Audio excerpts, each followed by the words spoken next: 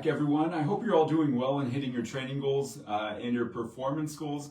Now, our conversation today is going to hit on a topic that is particularly relevant, if I can speak, to a growing audience in the United States, and one that is really kind of timely for right now. If you're listening to this at a later time, we are recording this in May, and a lot of people are working toward hitting their training goals so they look and feel good for the summer months.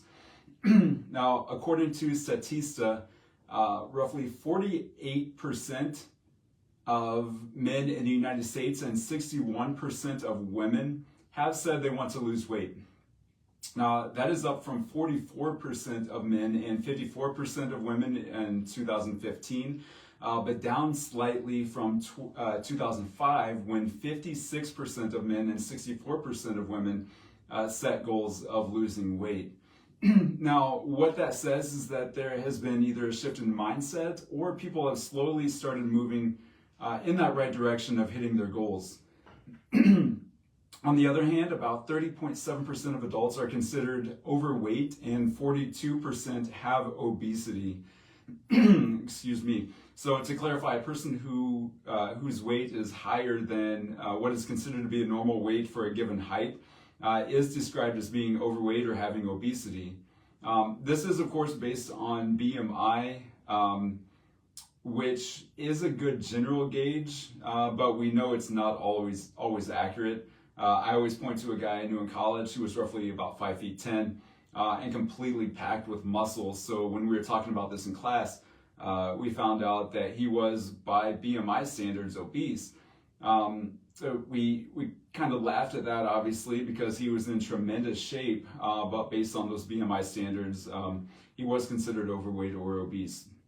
Now, we can argue the accuracy of BMI, but that doesn't take away from the first stats that I pointed to in the number of people who are trying to get in better shape and health by losing weight. Now, one thing that we should look at, though, before we get too far into the conversation, is the difference between fat loss and weight loss.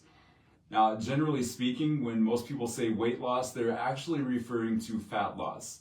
Now, I say this because I've had a number of clients over the years that have mentioned that they want to lose weight, and after we train together for a little while, they notice that the number on the scale isn't dropping significantly, but they look and feel better, and their clothes fit better, and they're getting the results that they wanted. So that is all a result of fat loss, not necessarily weight loss. Now, when we are looking at weight loss or fat loss, we need to consider energy balance.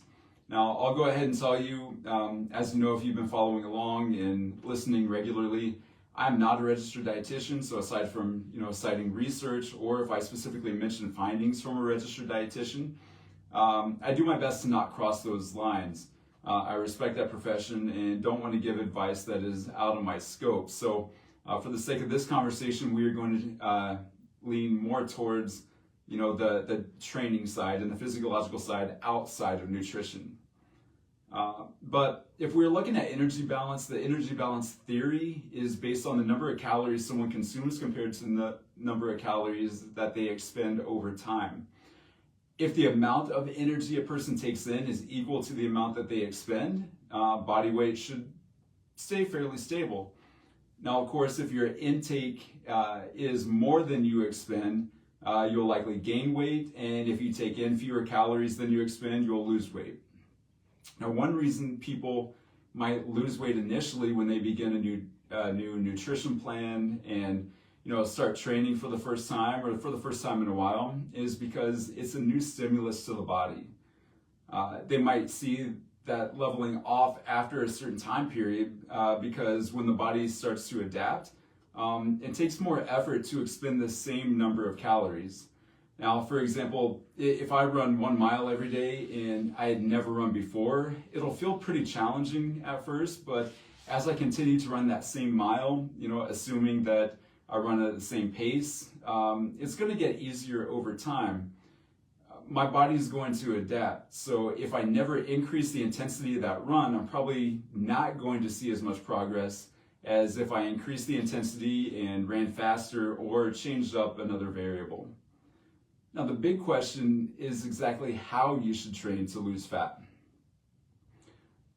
There's a debate on whether you should use strength training or anaerobic training, or if an aerobic or cardio-based plan is better. So let's take first a look at strength training. Now, when you're in an anaerobic state, your body burns glycogen, which is synthesized and stored mainly in the muscles of the liver. It's your body's preferred source of energy. However, when you're in an aerobic state or doing like steady state cardio, like a long distance run or an endurance event, you'll burn energy from glycogen, but you'll also eventually burn through muscle tissue.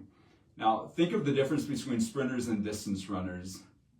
Generally speaking, sprinters tend to be lean, but can usually hold on to a little more muscle mass compared to long distance runners. Now, like I mentioned, strength training is considered anaerobic because it's higher in intensity, and the key here in this conversation is intensity. When you keep the intensity high, you're going to expend more energy. Remember the energy balance theory that I mentioned at the beginning. With intense training, you'll see the benefits of Epoch, or what some people might call the exercise afterburn. So what is Epoch? Epoch, EPOC, stands for excess post-exercise oxygen consumption, and is defined as the oxygen uptake above resting values that is used to restore the body to pre-exercise conditions. Now, Epoch can be elevated for up to 48 hours after resistance training. A study from 2013 in the Journal of Strength and Conditioning Research explained that Epoch may be the result of processes that replenish oxygen stores in muscle and blood, replenish ATP and creatine phosphate stores, increase ventilation, increase heart rate, body temperature, and shifts from carbohydrates to fats. A study performed at Duke University studied overweight and obese adults to find the best exercise prescription for fat loss. Now, when I was looking at this study, it used an 8-month training protocol that consisted of resistance training, aerobic training, and a combination of aerobic and resistance training. Now, what they found was that body mass significantly decreased in the aerobic training and combination groups, but it increased in the resistance training group. This makes sense when you consider that with resistance training, you're going to build lean muscle mass. So while fat mass might reduce, it is reduced in favor of building lean muscle mass. In this particular study, the participants in the resistance training group saw significant gains in lean body mass and strength. Other randomized controls have found that decreases in fat mass when using resistance training.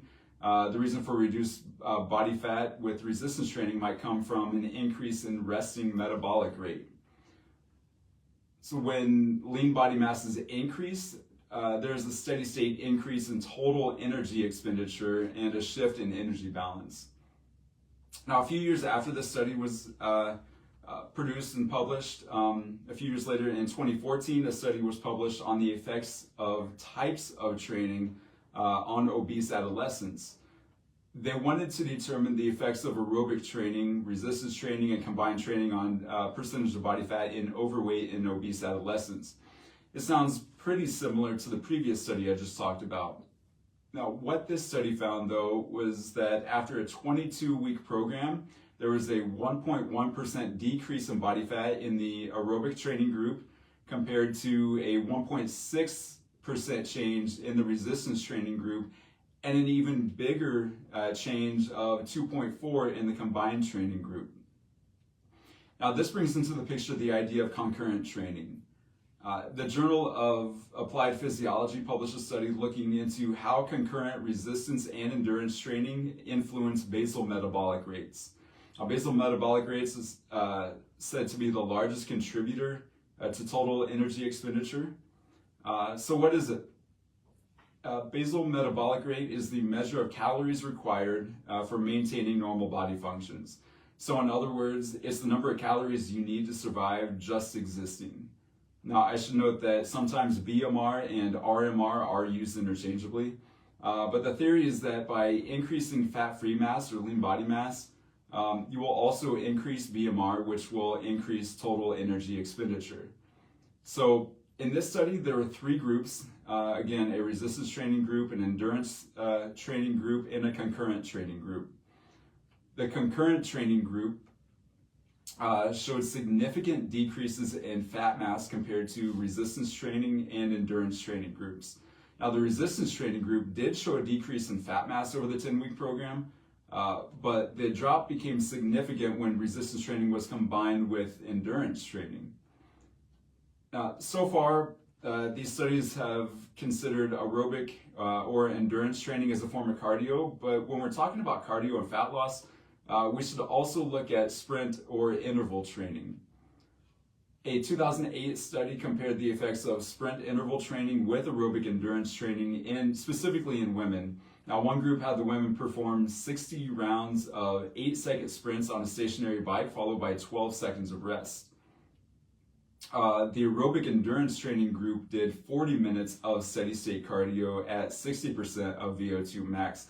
And the participants in the sprint interval group lost 11.2% total fat mass across the group, while the aerobic endurance participants actually saw a small increase in fat mass. So I thought that was interesting. But a similar study in 2014 also saw an 8% decrease in body fat with a 3.5% decrease in waist circumference in participants who performed sprint interval training.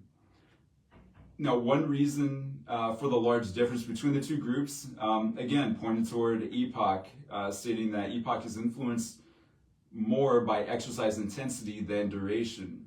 Now, this is an argument in favor of high-intensity training because the body will burn more calories and get a greater benefit from Epoch compared to a slow, steady-state endurance session. So in other words, you're going to see greater benefit by doing like sprint intervals or some type of high-intensity interval training compared to going out on that long-distance run. Now, I would again point to the study I mentioned earlier, stating that resting metabolic rate will increase following resistance or anaerobic training compared to long endurance training. So if it's for fat loss that we're going for, like I said, there are much bigger benefits to increasing lean body mass while decreasing fat mass and continuing to burn calories long after your workout is done. Now, I want to be clear that you will burn calories from steady state or long endurance cardio. I did when I ran long distance. I was actually having this conversation a few days ago about how I would go out on a long run on a Saturday morning and burn 3,000 calories before 7 a.m. Now, the trade-off was that I didn't have much muscle mass because I was constantly burning through my muscle on long runs. Now, not everyone wants a lot of muscle mass, so that will be a preference that is different for everyone, and it's something that you have to decide for yourself. On the other hand, if you want to increase your resting metabolic rate and burn more fat and continue to burn calories after your workouts, there is evidence supporting the shorter, higher intensity options for exercise. So I did 2 tremendous author interviews, thanks to the authors, not myself, but on this topic that you should definitely check out for specific examples of workouts. Now, one was with Nick Tuminello, who wrote Strength Training for Fat Loss. The other was with John Graham and Mike Barnes, who co-wrote Metabolic Strength Training. One of our other Human Kinetics authors who puts out a lot of great content on concurrent training is Jason Brown. He wrote Lower Body Training, but he continues to put out very valuable information on concurrent training and kind of the benefits of what we're talking about here. So I would say the biggest takeaway here is to find modes of exercise that you enjoy. If you don't enjoy it, you're probably not going to continue doing it long term. But find what works best for you and helps you get the results that you're looking for. Keep in mind that afterburn effects of your workout and how long-term, higher intensity anaerobic exercises will increase the number of calories that you can continue to burn long after your workout is over.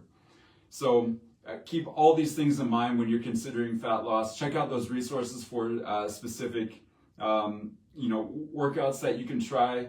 Definitely, if you're interested in the nutrition side, I would connect with a nutritionist or a dietitian in your area. Of course, you can also check out a lot of our resources like nutrient timing. I know we have sports nutrition, a number of other sports nutrition resources there for you too. So thanks again for listening. I hope you got a little something out of this today, and I will see you next time.